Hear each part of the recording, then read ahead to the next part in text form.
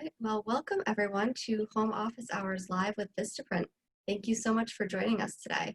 If you haven't joined us before and this is your first time, Home Office Hours is a series of live discussions on timely topics that we've put together, and we'll be featuring guest speakers as well as our very own Vistaprint team members.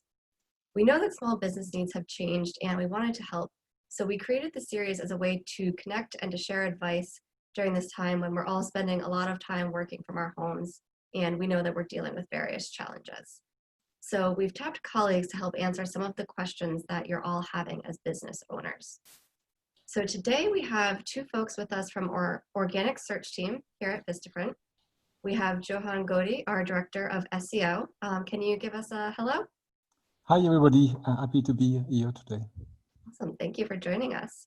And we also have Giorgio Franco, a Senior SEO Specialist, also here at Vistaprint. Hello, thanks for having me. Thanks for being here.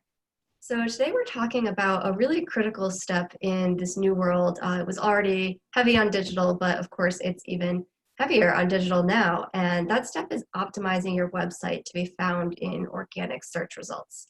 A couple of things before we get started, some housekeeping items. We'll take some questions at the end of the session, but please feel free to submit them throughout. You can use the Q&A button at the bottom of your screen if you're joining us on Zoom. If you're joining us on Facebook, you can actually just add your comment or add your questions in the comments there, and we'll get those in the Q&A in Zoom as well.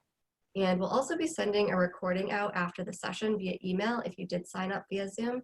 If you didn't sign up via Zoom, you can see that recording afterwards on YouTube.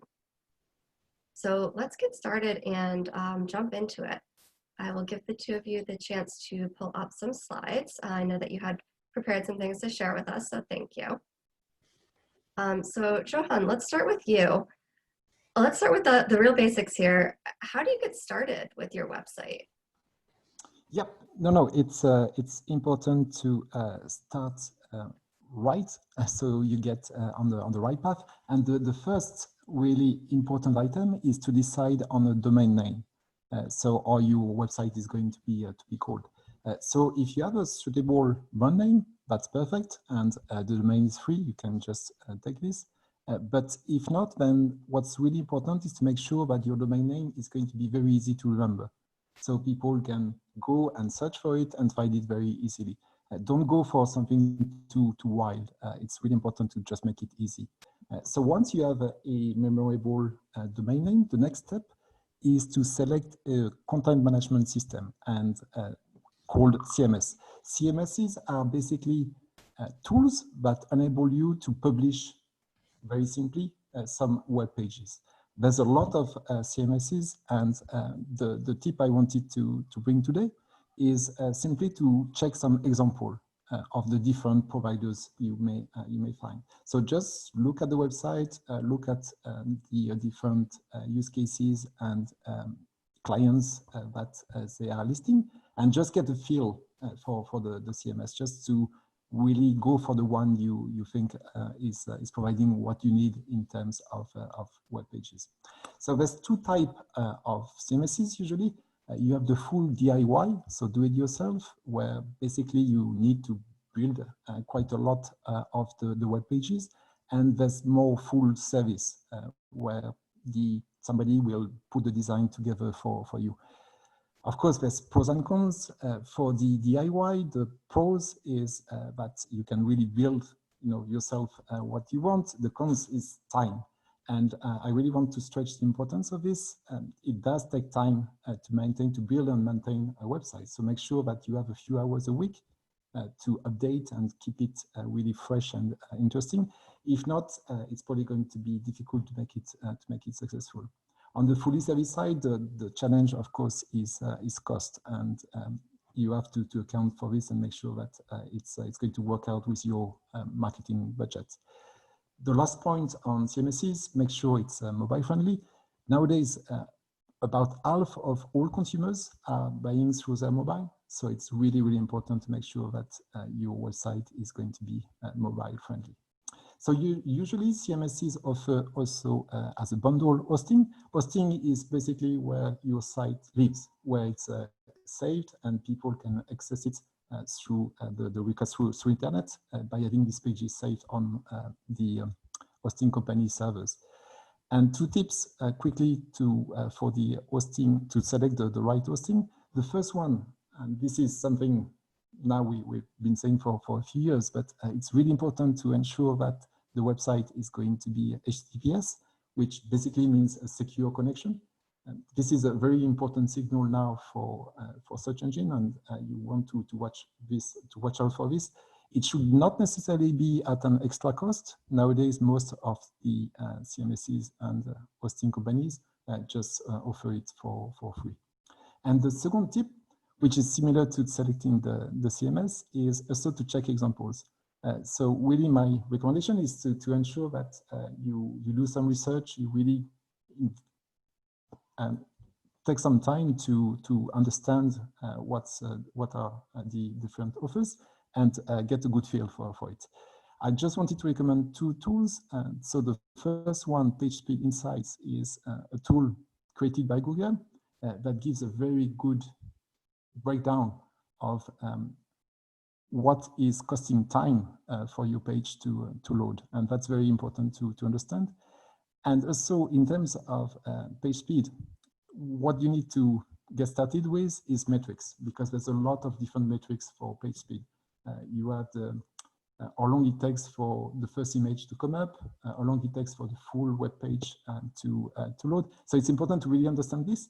And web.dev is really an excellent source for this. It's quite, I wouldn't say it's simple, but it's worth investing the time simply to get on the right track. So the reason why I'm talking a lot about page speed is simply because if your website is fast, your visitor is going to be happy. Nowadays, people are really expecting instant load. And if your website takes a few seconds to load, it's really going to be not a great experience.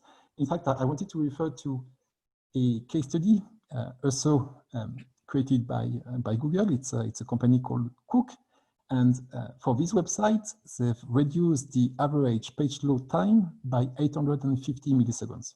So I'm not talking about, divided by 2. It's really quite a small gain in terms of page load.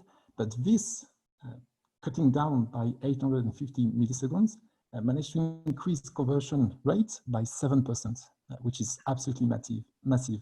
And it's also decreased the bounce rate by 7%. So people staying more on the site, and increase page per session by 10%. So people more active on the site. So really, it's very important. And when you have a CMS, there's not a lot you can do about page load. The one very important aspect of it is images, because if you choose images the wrong way, it can really slow down your overall page load. And also, image search is something that keeps growing. So I just wanted to provide very quick checklist on how to optimize your images. The first one, and so this is true for a new website, but also if you currently have a website, you can just check that everything has been done correctly. The first one is file name, so the name of your image.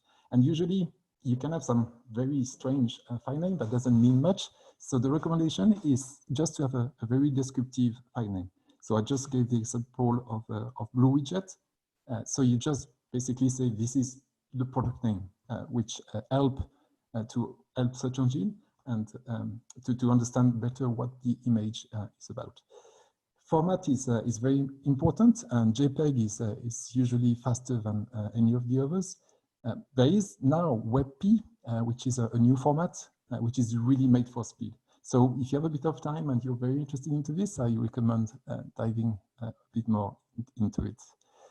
So in terms of overall image optimization, so by optimization here we're talking about size. It's a balance between the quality of your image, like the number of pixels and how sharp your image is, and also how much how big your image is. And you can leverage compression. There's a lot of compression tools out there that make your image look the same quality, but much, much lighter. So this is a great, great thing to do. And I really recommend not loading up a raw image, but really working on the image to compress it a bit. Of course, the image needs to be responsive, and responsive just means that if a visitor is coming with a mobile phone, you give this format. Well, you don't, but the website does. And if it's from a desktop, then it's a different format. That's really important for mobile to do this. The alt attribute is basically the little text that come up when you hover over the image. And that's really important to give search engine an indication of what the image is about. So here the idea really is just to be descriptive. So don't go wild and don't put like two sentences around each image, but just make a small descriptive text. And finally, for the large website, if you have really a lot of images, I recommend adding some XML image sitemaps, which are basically, think of it as a list of all your images that you give directly to search engine, so they understand where they are, what they are about, and make sure that they get all indexed. Well, thank you for these tips for getting started. These are really helpful. So now that we know how important it is to make sure that your website is as fast as possible, Giorgio, maybe you can talk to us a little bit about, what about giving users what they need and what they're looking for while still keeping your site fast? Sure. So yeah, now you have everything up and running. You have your website, and now you have to find for users, or better said, users need to find you. So basically, regardless of the purpose of your site, if it's a blog, if it's an e-commerce, whatever, you want to attract users. So you have to understand how users search for what you are selling or what you are putting out there on the internet. And there are several ways to do that. And of course, they entail a lot of research. So you will find free and paid tools out there. Of course, I'm mentioning just a few of them here, like AdWords Keyword Planner, Moz, SEMrush, etc. Most of them have free trial periods, so you could try them for free for maybe a month and use them as your source of keywords and keyword ideas in order to understand really how users use words to find what you are selling, for example. These tools will help you give you the amount of searches per month, usually for the keywords that you already know that you want to be present for, that you want to be visible for, but they will also provide ideas. However, these tools are not the only ones that you can use to come up with new ideas in order to be visible on the internet. I just pointed out a couple of tips. One of them is checking that people also ask question on Google. It's a question that comes out sometimes, probably nowadays, most of the times when you search anything on Google. Basically, the search engine suggests other ways or other things that are related to what you have just searched for, and that can really help you, broaden the range of keywords that you want to be visible for, which you then can use in one of the above tools to understand their actual demand per month. And then another tip could be instead using the Google search bar. When you start typing, I'm sure everyone has noticed, when you start typing for something, most of the times Google tries to provide suggestions, right? So it basically finishes your sentence, and you can select the Google suggestion, or you can go on typing your own query. But those suggestions are based on what users globally actually are looking for. So if they show up among Google suggestions, these queries, it means that they are highly demanded by users globally. So that's also another source of ideas for keywords. And in general, it's very important to understand search intent, and it could be surprising sometimes to see how what you think is the perfect keyword to find your blog or your product may not be the exact keyword that actual users who maybe don't know your industry, your business, etc., actually use. So just browsing Google, just behaving like a normal user can be very helpful. And always ask yourself, does my keyword return the results that match what the user wants to find? So am I, with that keyword, does Google provide results similar to what I want to be visible for, to what I offer? That is very important, because it's very risky to be there and to rank maybe in the first positions of Google for a search for a query that is not really, doesn't really match the intent, because that could cause a very high bounce rate, that could cause a dissatisfaction on the user side. And the other important thing regarding the keywords is chasing realistic opportunities. This depends a lot on the authority of your site. So depending on if it's a very big site, a very well-known brand, or if it's a startup, you've just kicked off your business or your website, and so it can be very difficult to rank for the most competitive keywords, for the most generic keywords. First of all, it's impossible to rank for everything you have in mind, for everything you may want to. And even more so if, again, you have just started off. Usually the most popular keywords are the most competitive. To give an example, related to our website, ranking for the keyword or the query business cards is much more difficult than ranking for a query such as taxi driver business cards, which we would call long tail keywords, because it's much more specific. There's not so much competition trying to be visible for taxi driver business cards. And therefore, that's where you have a chance, again, if you have a website that doesn't have a big authority. If instead you have a big website and a lot of authority as a brand, a lot of reputation, then go on and try to be visible and to rank for the biggest keywords. This is great advice. Thank you. Next, can you tell us what are some fundamental things that you definitely don't want to miss if you are looking to optimize your site? Yeah, definitely. So again, you've got your website, you've got your keyword research done. You now know what you want to rank for and how you want to optimize your site in terms of content and meta content. So here let's focus on the meta content first. There are two main elements. They are one of them is extremely important, which is the first one, the title tag.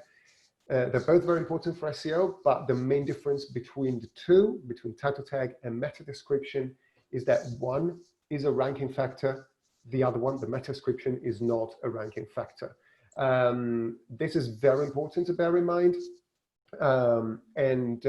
That's why you want to give everything you've got on your title tag. A title tag must be unique for each page on your site, each page that you want to be visible for, that you want to be indexed on Google, and it must not have more than around 65 characters. 70 is actually the maximum, but the risk if you write 70 characters on your title tag is to get it truncated in Google search results.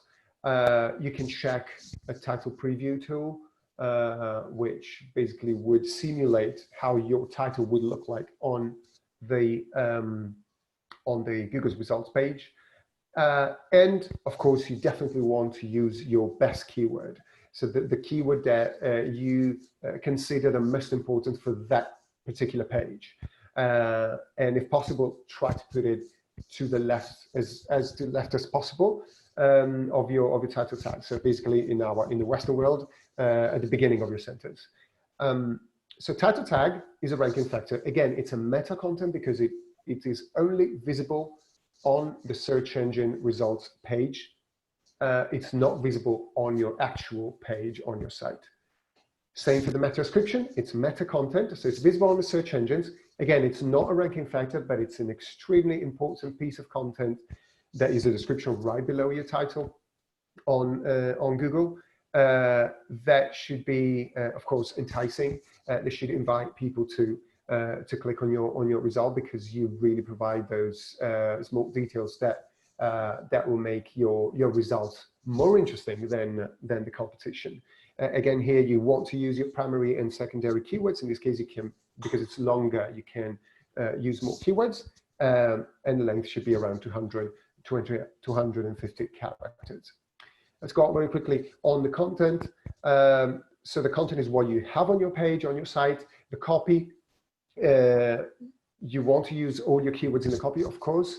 The most important thing is to create rich and quality content that basically covers the whole range, the whole semantic range of what you are promoting, what you're selling, what you are talking about, and you want it to satisfy users' needs. So put yourself in the user's shoes and think of what users would like to find on your page when they read your content. That's extremely important, and Google rewards that.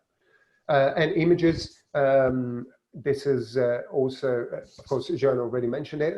Alt tag is also important for your main images. You can use keywords in your alt tag, and it's also important for accessibility reasons. So for the impaired, so definitely a very important tag to use. And finally, we got the basics, the URL. For each page, you will have one unique URL. Try to make them human friendly. So let's not have a code or a string of whatever numbers and letters. Make it readable, make it human friendly. Most CMSs, well, all CMSs, I would say, cater for this need. Include your keyword if possible in the URL. There is an example here, business cards / standard. You can imagine what kind of page this is, and so using one keyword in your URL slug is a good SEO signal. And finally, your site has a structure. Usually, if, for example, if it's an e-commerce, you may have your home page and then a category page and then your product page. Then in this case, your URL should be descriptive of your hierarchy of your site structure. Great. So I think you've shown us, it's important not just to be thoughtful in this content that's on your site, but also to be thoughtful about the construction of the site, because that's important for SEO too. So Johann, can you take it over and elaborate on some of that internal architecture and how you should be constructing your pages to maximize your findability? Yeah, absolutely. I want to build up from what Giorgio was saying regarding URLs, and I just wanted to talk very, very quickly about information architecture, which basically is the art and science of organizing and labeling websites. So it's really important to make sure that when visitors that do not know your website land on any of your page, they can easily find their way and understand where they are and where they can go. This is a very challenging operation for anybody, simply because your website is your baby, you know it by heart, and it's very difficult for you to look at it with fresh eyes, like somebody that never has seen your products or your website. So really, information architecture is thinking about the best possible way to make sure that anybody visiting your website will feel at home and instinctively understand where to go and where things are. The biggest challenge really with this, usually when people create a website, they think about it as a brochure. So you arrive on the home page and then you read everything, you go to the product page, and then you go to cart. But this is not real life. Visitors are really, really looking for the information, looking to get to the information as quickly as possible. And they really want to save time, and they're not interested in looking around. And it's basically not a brochure, not something you pick up and then you read. A website is a very, very active interaction tool, and people want to get to what they are looking for as quickly as possible. So the other important fact is that with such, people may land on any part of your website. So what it means is that you have to think about it as multi-entry entities where you need to provide enough information for any pages that people may land to. They can quickly find what they want and quickly understand the best way to navigate the site. And really the other aspect of information architecture is internal linking, which basically means how you link from, for example, your home page to your product page and all the internal links you may have. And here I'm going to build up from Giorgio's example on URL. Page hierarchy is really important. It's important for users and it's important for search engine. Basically, the home page should target the most generic search query. And for people, if you search, for example, for online printing, you probably want to see like categories of product. It's very, very high level. It's not very well defined. So homepage is perfect. If you search for business cards, you probably already have an idea of the product you're interested in. And here it's going to be good for you to see different type of business cards.